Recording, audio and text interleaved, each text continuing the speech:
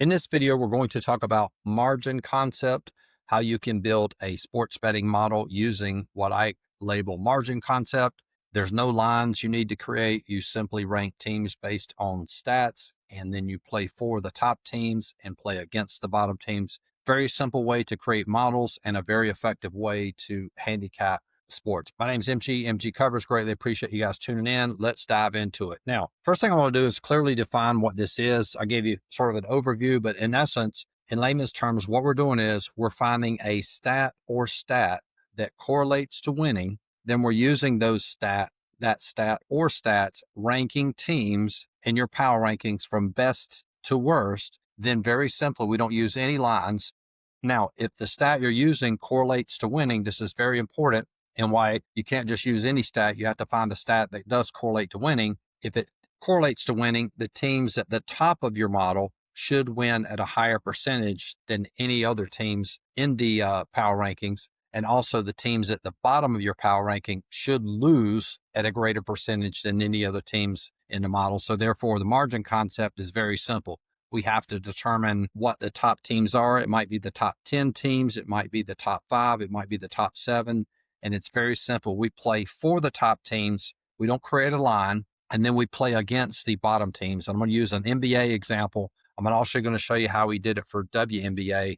And then finally, we'll wrap it up. We'll talk about NHL, which is going on right now. And I'll show you how you can potentially create a margin concept that can be extremely profitable for your sports betting career. So what you're looking at are the lines from yesterday. Now, margin concept for this model is actually new. I just started tracking it for the past 3 or 4 days. So when you look at this on the left-hand side, it's the same model, but on the left, I use this model to create lines. You can see there the potential plays from yesterday. Detroit, we had Detroit -10, Houston -18, Oklahoma City -10, Atlanta -20. This is a very good model, extremely sharp. And let me see if I can pull up the results from last year. Give me 1 second here.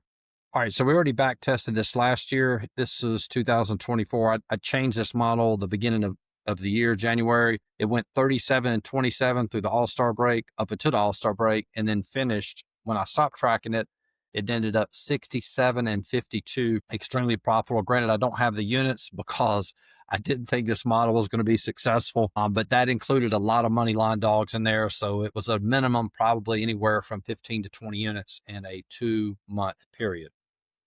All right, so let's go back to the screen here. So on the left, we're using lines. Now on the right, what you're looking at, these are the top teams via my power rankings. So what I did was I took that stat or stats that correlate to winning. Obviously, I can't reveal that. That's proprietary information. But then I simply rank teams from best to worst. So yesterday, our top teams, Denver, OKC, Phoenix, Atlanta, Dallas, Houston, Boston, Toronto, Detroit, Philadelphia. Those were 10.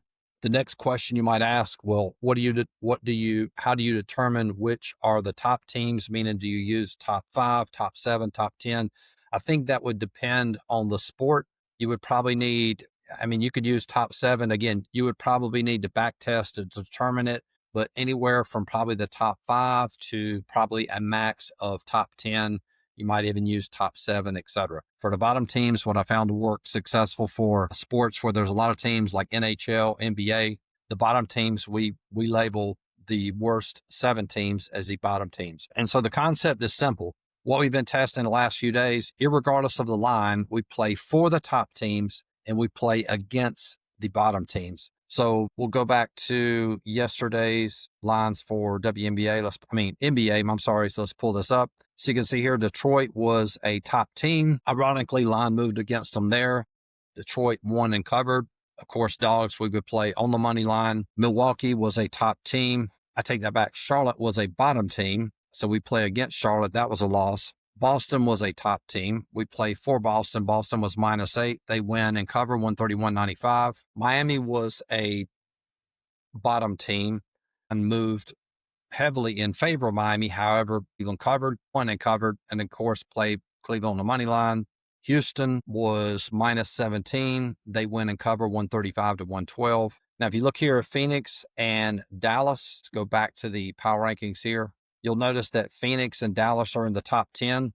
I'm not saying you have to do this. The way that I've had success with what I call margin concept, if 2 teams are in the top 10, and they're playing each other, it's basically a no play because we want to have a significant margin between the team we're playing and the team we're playing against. So if we play a top 10 team that's outside the top 10, we have significant margin. Same deal if we're playing a bottom team and they're playing a mid-tier team, we have significant margin. So if we have two teams that are two bottom teams playing each other, that's basically a pass. All right, let's go back to the lines here. OKC was a top 10 team where line closed at -8, opened at -6.5. So we had some line moving in our favor there. They blow out Lakers 121-92. And a very undervalued team in NBA to start the season. They were playing Sacramento. And this was a situation where we had a top team playing a bottom team. So we had significant margin there. Let's pull that up so I can show you that. You can see here Atlanta we had as the fourth best team in NBA, and they were playing Sacramento, the next to last worst team in NBA. So we had a very huge margin there. And that was a blowout win for Atlanta, even though Atlanta was only -4. And then finally, Denver was a top team as well. They win 130-116. Line was -4.5. So overall, this margin concept did extremely well yesterday. It actually went 7-1 for the margin concept over here.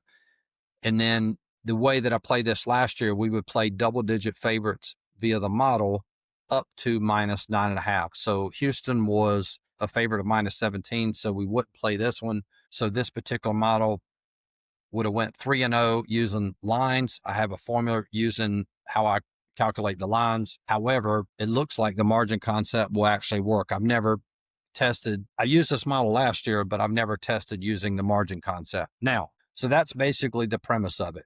Now, let me show you some examples from other sports. We'll take a look at WNBA.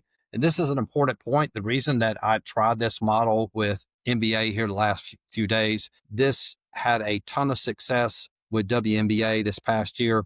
And what I did with WNBA, when you have a small number of teams like this, I just made it very simple. We played for the top 3 teams. And then, of course, we played against the bottom 3 teams. That's basically how I ran the model. And the next question, you might say, well, what happens if, say, New York Liberty is playing Phoenix? So technically, they're very close via the model, but it would be a play for New York Liberty. And my answer to that was you just have to figure out what works best. Again, there'll be situations where, yes, it will, those teams might end up losing, but overall, you have to remember the whole premise of margin concept. If the stat or stats you're using for your model correlate to winning, these bottom teams will lose at a higher percentage than any other teams in the rankings. Conversely, if you're playing top 10, top 3 teams in this particular example, they're going to win at a higher percentage than the teams in the middle, if that makes sense. So there will be cases to where you'll have the number 3 team playing the number 4 team and they have a big number to cover.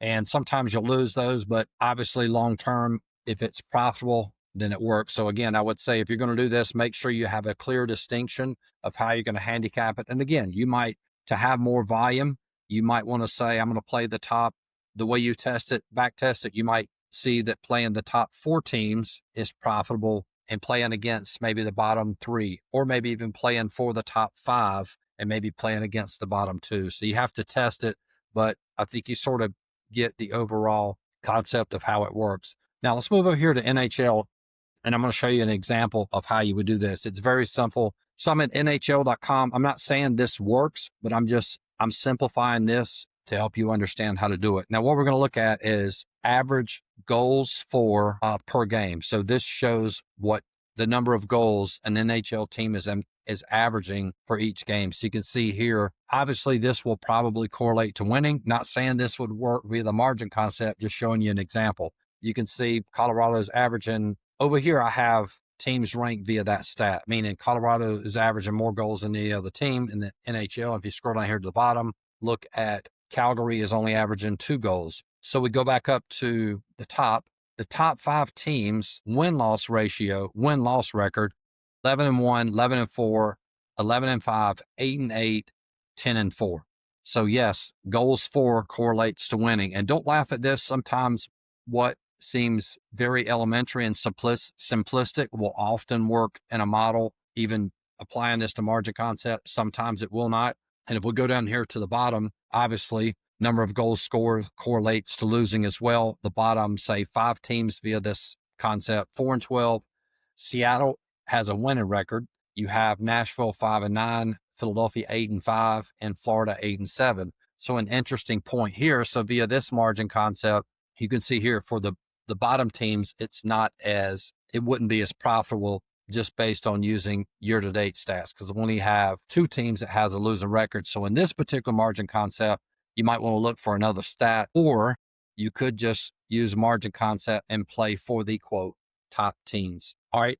And again, if I was actually running this, I wouldn't use all 17 games year to date. I would probably use a sample size depending on the sport. A sport like NHL, I would say a minimum of 5, probably a max of 10 games. I've said this before on this channel, the best indication of future performance is most recent performance. So you really wouldn't want to use year-to-date stats. The only example you would want to use year-to-date stats maybe would be a sport like NFL, where you might want to use, say, the last 3 or 4 games combined and average with year-to-date stats. But anyway, that's margin concept. Very simple. Find a stat that correlates to winning, and then organize those teams from best to worst. Then figure out what is the best possible way to play for. Maybe it's the top 5 teams or top 10 teams to play for. And of course, play against the bottom 5 or bottom 7. It's a very simple way to do it. You don't have to create any lines or come up with some complex calculation to create those lines. A very simple way to do it.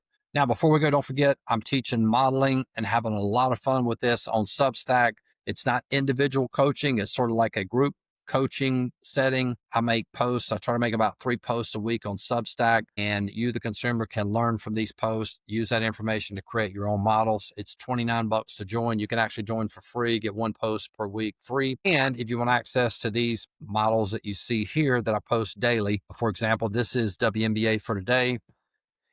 You can do that. It's very inexpensive to join, $49 a month. That gives you access to the NFL lines, NBA lines. We'll have college football up. We'll also have college basketball up here, probably December the 1st. Also have NHL lines up daily. We also do 1 coaching video a week, so you'll get access to that, plus the archives, which is probably about 250 coaching videos. So if you're watching this video and you have no clue what you're doing, you can simply join for $50 a month and get very educated very quickly and be a lot smarter, better in the future. Link to join in the description of this video. Greatly appreciate you guys tuning in. Talk to y'all soon. Peace.